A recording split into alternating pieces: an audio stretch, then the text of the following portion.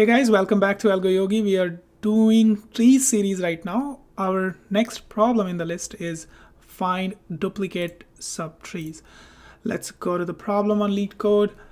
Description is very simple.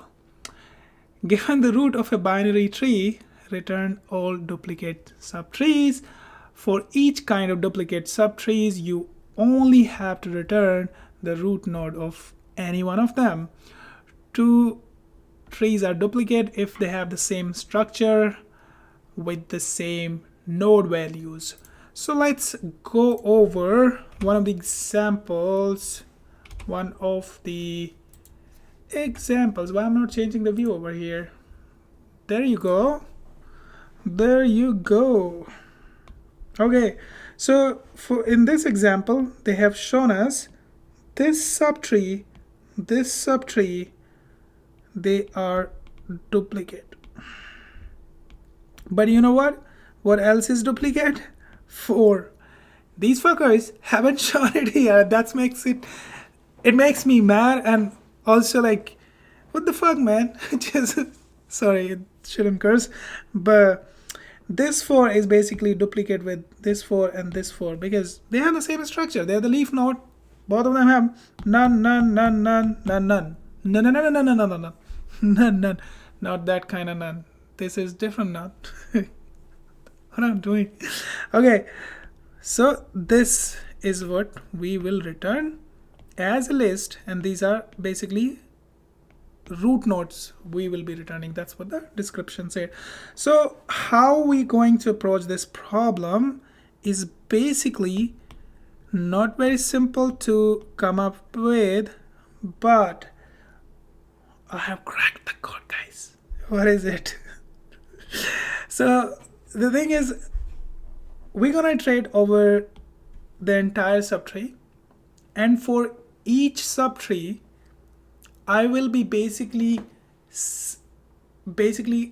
taking the string representation, including the none value here. So this is none and none for all of them, or null we can say. The reason is sometimes when we are iterating over a subtree, they could be completely different, but string representation, if not done right, they could just represent the same tree structure. For example, so let me just first go over the approach. And the approach is basically we're going to maintain a dictionary that will just we can call it subtrees.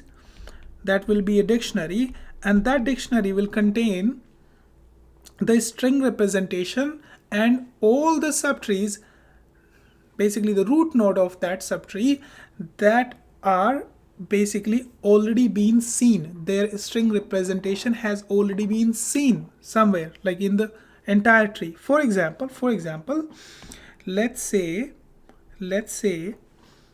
while iterating this, I started here, but then I have to process basically left and right side of this. So let's say I'm doing in order traversal. So I come up to 4, and then I have none and none over here. Then in my subtrees, I will basically add the string representation as first as null and 4 and null, and then I will basically add 4 as my node. So this is added over here, and this will be basically in the list. Now I will come back here. This will be basically, I have processed this side, so that will be null 4 null, and then it will be 2 and then null over here. So null. Now this time this is a different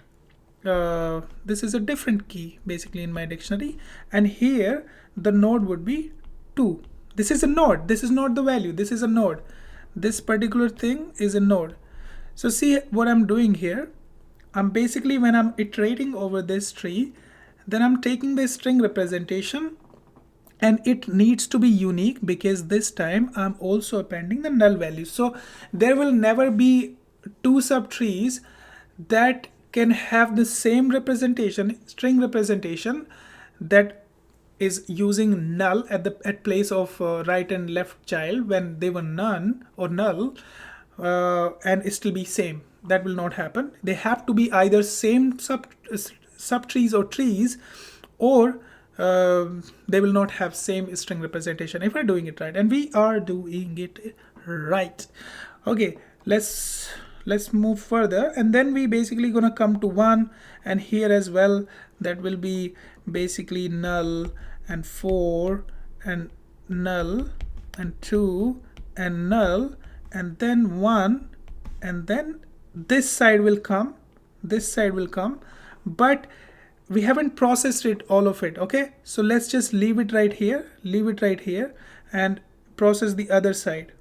Let's call it we're calling it in order, but before that we have to go and process this subtree before we come back to process this.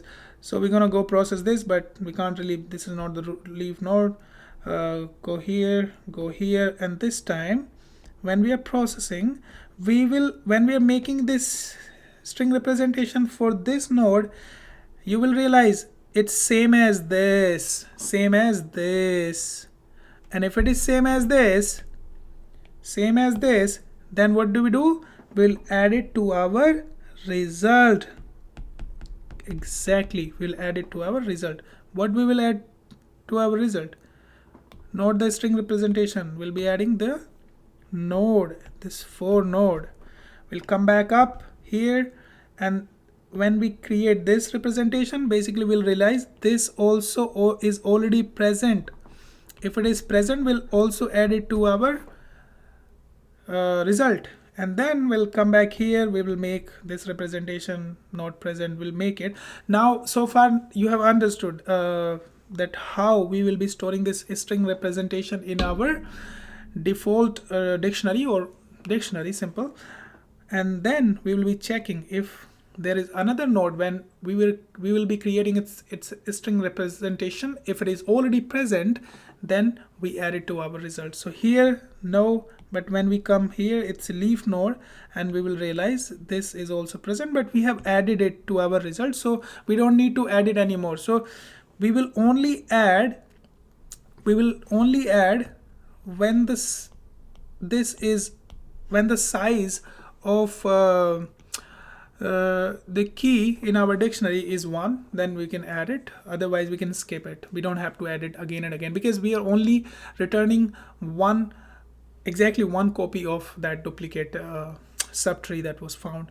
Okay, and since we are only visiting each node only once, then the time complexity should be big of n, and space complexity should be, we are storing all the subtrees, which is basically, if we treat this as just one single subtree values, basically string representation, we are doing it for each node, so that also is going to be big of n. N is basically the number of nodes, and for each node we have one string representation. Okay, that's it. Let's go to our code editor and solve it. Go to our code editor and solve this problem. For some reason all right, let's write our solution, and as I said, we'll be creating a dictionary. Let's call it subtrees, which will be a default dict, and it will be of type list, so that it can contain list. Now list as values, key will be just a key or string or integer whatsoever, but and then we're gonna have result, and let's create a helper function, call it dfs, that will take root, and then if root is none, basically let's call it if not root, then we return none. All right, and otherwise we are going to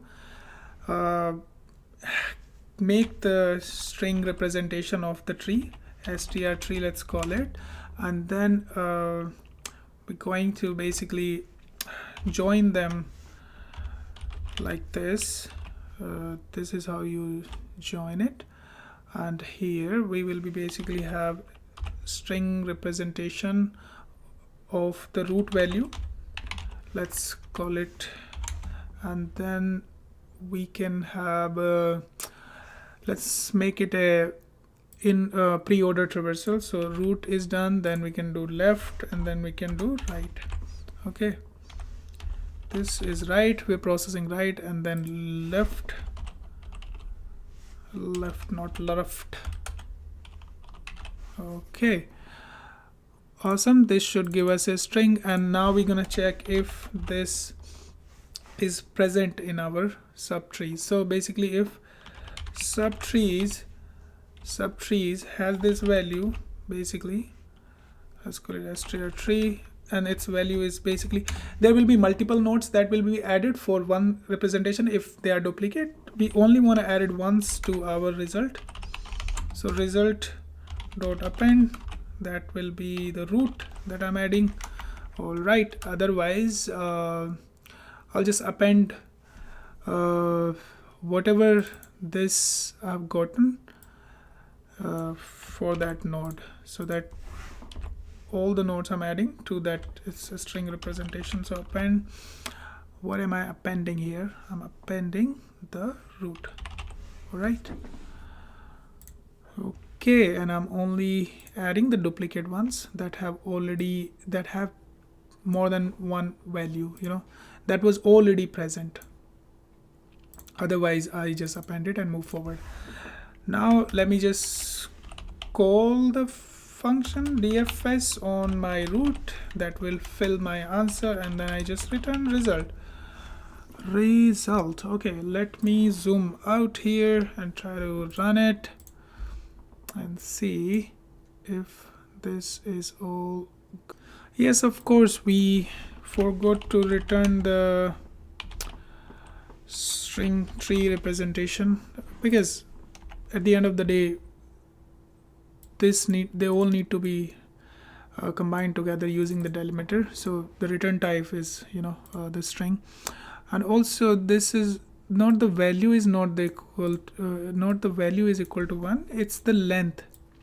It's a string, it's a list that we are appending next to the key, so it's len. Okay, I hope this time it should be okay. All right, let's try to submit it. Awesome. Okay, let's write down the time complexity. If you can't see the solution, let me just show it over here. Okay, so time complexity is big of n, because that's the number of time we are visiting each node and creating its representation.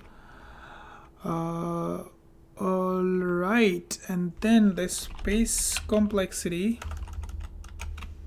will be also big of n, because for all the nodes we are storing their string representation in our dictionary. All right, let's go back to our AlgoYogi and mark this problem solved. All right, see you guys with next problem. Until then, bye bye.